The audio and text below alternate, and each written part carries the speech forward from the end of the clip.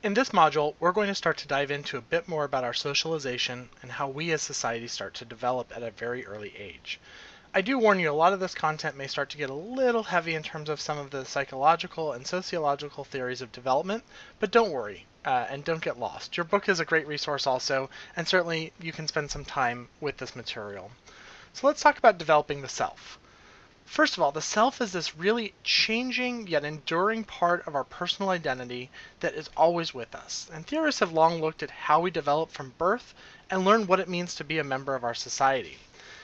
We really have a very fragile development period, and as your text will talk about, there's a lot of examples where development can be very critical at the most early ages. And human infants must develop social attachments to be successful members of society in all of the studies that have been done. That means that there must be meaningful interactions and affectionate bonds with others at a fairly early age in order to have success later in social interaction. And social contact has really been found to be that key factor, meaning that you can't just grow up physically locked into an isolation chamber or in a closet. You must have some of that human interaction in order to be most successful. And so when we talk about that the self is very complicated, your book will really talk about a number of theories of, well, how does the self develop? There are certainly psychological or cognitive theories. There's a number of biological and sociobiological theories that also look at it.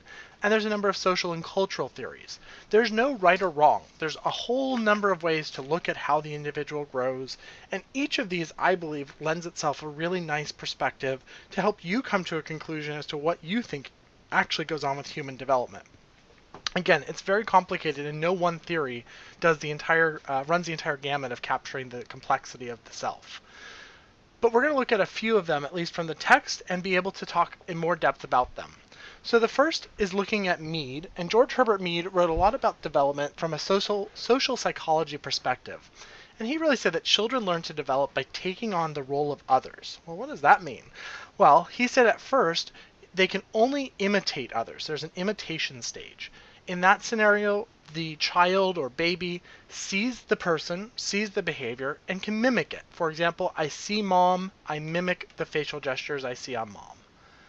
By the play stage, Mead says that we're able to take on one role at a time. So for example, if I'm in the play stage of my development, I'm able to take on the role of, let's say in this example, the person cooking in the kitchen. I'm able to be mom cooking in the kitchen or dad cooking in the kitchen, but that's all I can do. I can only see that singular role that that person is cooking. If I get to a more advanced level of my development, he calls that the game stage. That's like taking on all of the roles and understanding how to play house, not just play one of the roles. And in that, you're able to take the perspective of others. And so for me, he feels like as you get more advanced in your personal development, if you're able to start to take on the role of others, you're really able to have a much more refined kind of social awareness.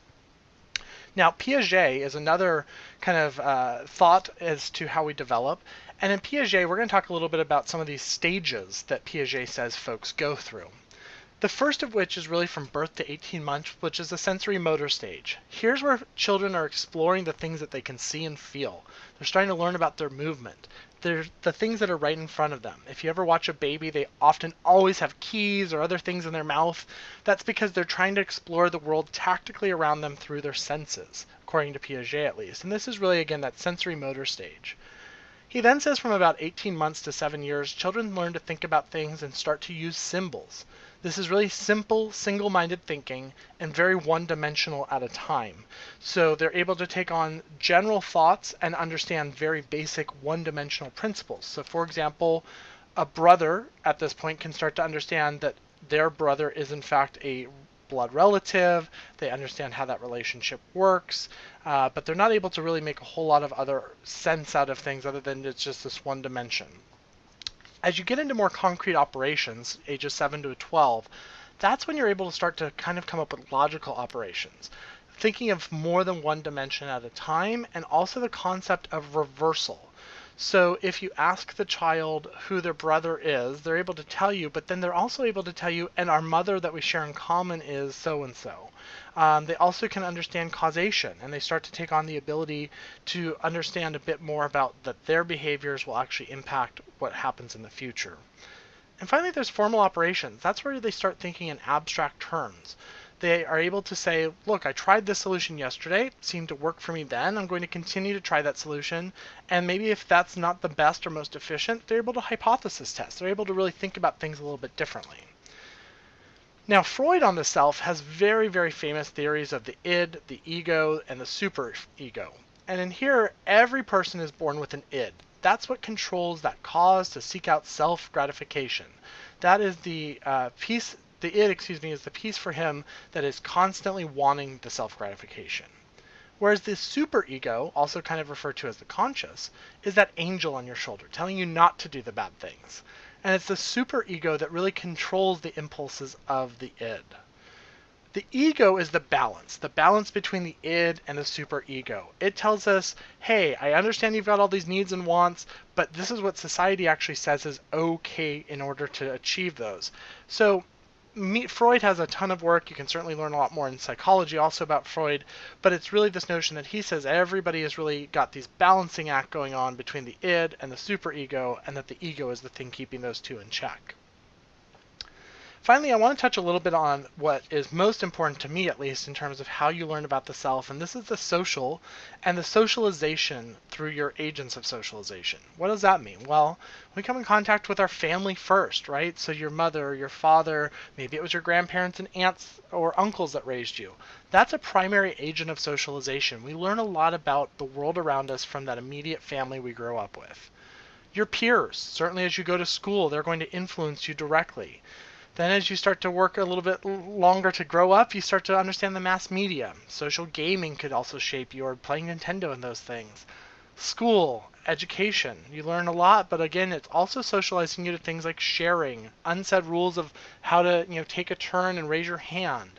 Your workplace can socialize you, thinking about all your handbooks and rules and the way in which they want you to show up and behave.